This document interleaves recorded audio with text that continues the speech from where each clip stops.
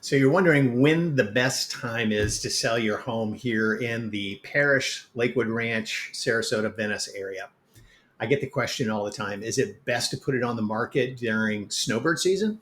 Is it best to have it on the market right before school starts so families are shopping?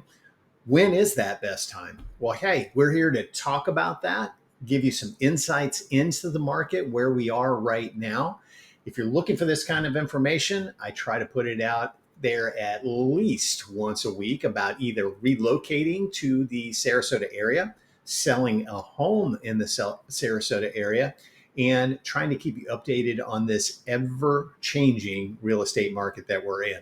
But by the way, my name is John Bice. I'm with EXP Real Estate and the Florida for Boomers Network. If you're interested in this type of information, go ahead and subscribe to the channel, hit that notification bell. And once or twice a week, I put out a video about things happening in the real estate market, especially about the changes that are happening in the market that we've seen over the last 6 months. People who are relocating here, they have a ton of questions. So I'm here to try to get you all of that information. So when is the best time to sell your house? There's a lot to talk about. So I'm going to try to do this fast. Average home prices. So you need to do some research and go to more places than just Zillow, who will tell you 60% of the time their zestimate on your home is wrong. And the reason that is when your home is right here, they go a mile around your house and typically look for homes that are 10 to 20% plus or minus the size of your home, square footage wise, heated square footage or air conditioned square footage. Now, I live in an area called Palm. There's a community just a half a mile away called University Park Country Club. So if they evaluate my home and pull comparable sales out of University Park Country Club, what's going to happen to my Zestimate value? Boop, it's going to be way up here because we're not a gated golfing community. So you have to be very aware of that. What's the average prices in your neighborhood? Okay, so that's the best place to start. And then look at homes that are on the market right now, especially homes that are in your neighborhood. Are you the average, like the average updates? Are you below average, like your home? Let's say in my area, my home was built in 1983. You can find homes in here that haven't been updated since the 80s. And you can find homes in here that, like what we're trying to do, we just completely redid our master bath. We've put a new roof on, new windows, blah, blah, blah. So you can find them all over the place. So you need to know that. Are you one of the most upgraded homes? Are you the average? Are you below average? In your community and around you, probably your zip code, what's the average days on the market? Right now in the Sarasota area in general, about 91 days is our average because we have a lot of inventory. I think we have the normal amount of buyers that we normally have. Now, the buyers are a little worried about things right now. They're worried about the other 600 homes on the market that they need to take a look at. Are the interest rates coming down? Should they wait? What's going to happen with the stock market, just a whole multitude of things. So the buyers currently have way too much to look at, way too much inventory to look at. So you have to be very, very, very sharp on your pricing. You've got to know exactly where the price is in your community, in your neighborhood, in your zip code to attract buyers. And then you go back to average days on the market. And then you start looking at homes that have been on the market and how many times have they done price reductions. Okay, so that's a start. Seasonal considerations. So is snowbird season really the time to put your house on the market? Now, we have about a probably 20 to 25% increase in the amount of people in the area when it's snowbird season. But where are those people going?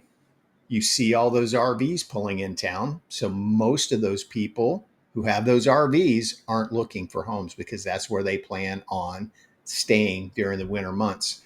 A lot of them you have to rule out that already have a condo, villa, or a home here. So, yes, population is about 20 to 25% more, but I bet you 5% maybe of those people are actually looking to purchase properties. It's more of people who are here visiting for the short term, maybe here for a week to 10 days, 2 weeks, that are shopping around and looking for things. You have to remember that your home now, it's not 1980 anymore. Your home is online everywhere. Zillow, realtor.com, Trulia, everybody's website has you online. So literally, you're an open house 24 hours a day, 7 days a week. People can find your home. Now, hopefully, you're working with somebody that has used SEO content and have put you out there and have done a lot of research for what people are actually looking for in the home that you have. Are they looking for a 3-bedroom, 2-bath pool home in a gated golfing community? In other words, are they looking for a non-pool home in a gated golfing community? Those type of things. So you have to make sure that you're plugged in the right way. So make sure that the agent you're working with does those things correctly. Weather conditions. Now, our weather conditions are obviously during hurricane season. So we have to worry about a lot of rain during the summertime. And if a storm is blowing in. So we have to think about those things. Probably, if you got a storm that's brewing out there, it's probably better to wait until after that storm passes to put your home on the market. Another time is during the holidays, Thanksgiving and Christmas, because a couple of things. Buyers think that you're not going to want people walking through your house during that time of the year. So typically during Thanksgiving, we lose about 7 days on the market. Christmas time, probably December 15th through January 3rd, is pretty much kind of a dead time in the market. Now, there's still homes on the market. There's still people looking. But again, people aren't looking as much. They're thinking they don't want me walking through their house. I don't want to look at it with a bunch of Christmas decorations up. So maybe seasonal time is not the best time to put your home on the market.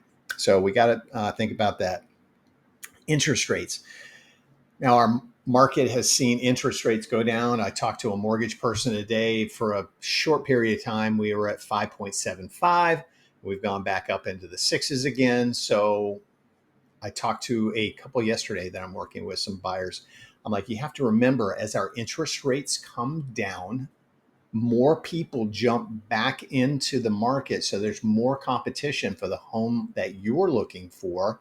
And as there's more competition and more buyers, what happens with prices? They go right back up, right?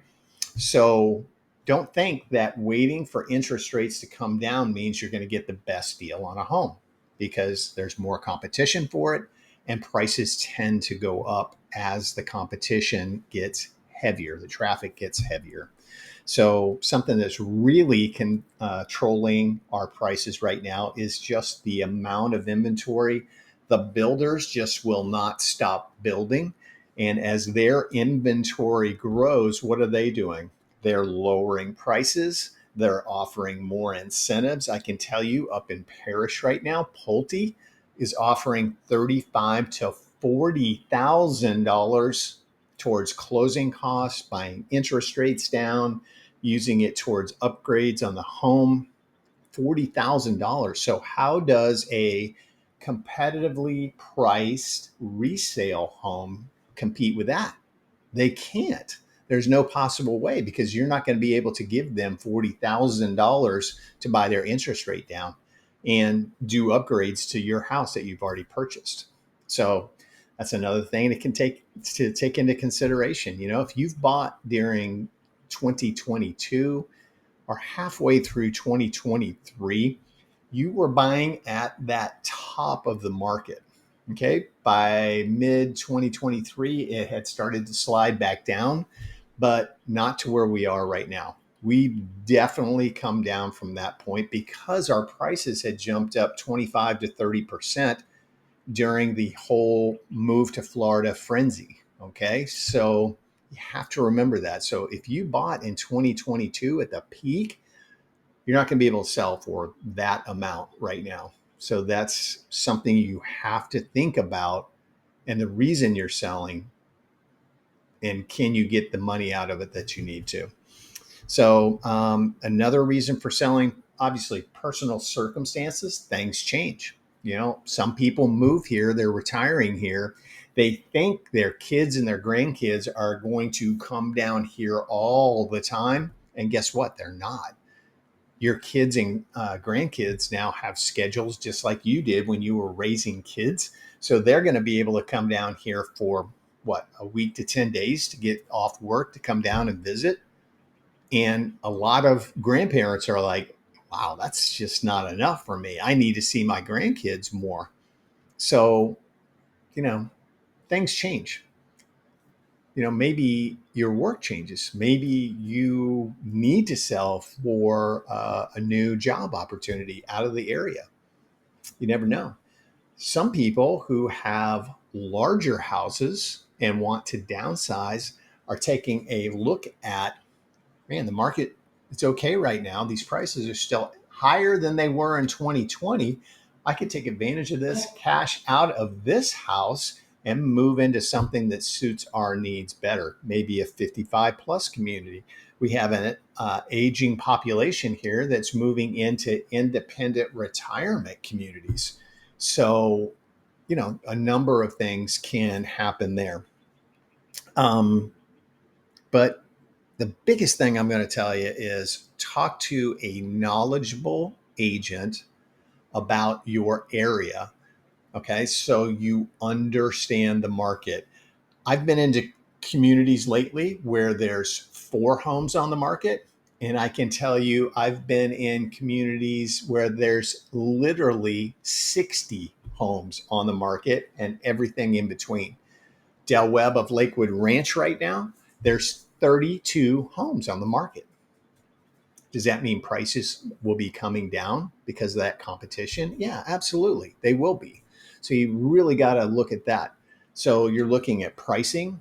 What have they done? What has it done over the last 30, 60, 90 days? Don't look back a year ago. Don't look back 6 months ago. Look 30, 60 to 90 days and see what the prices have done. Look over the last 30, 60, 90 days on market, how long they're on there.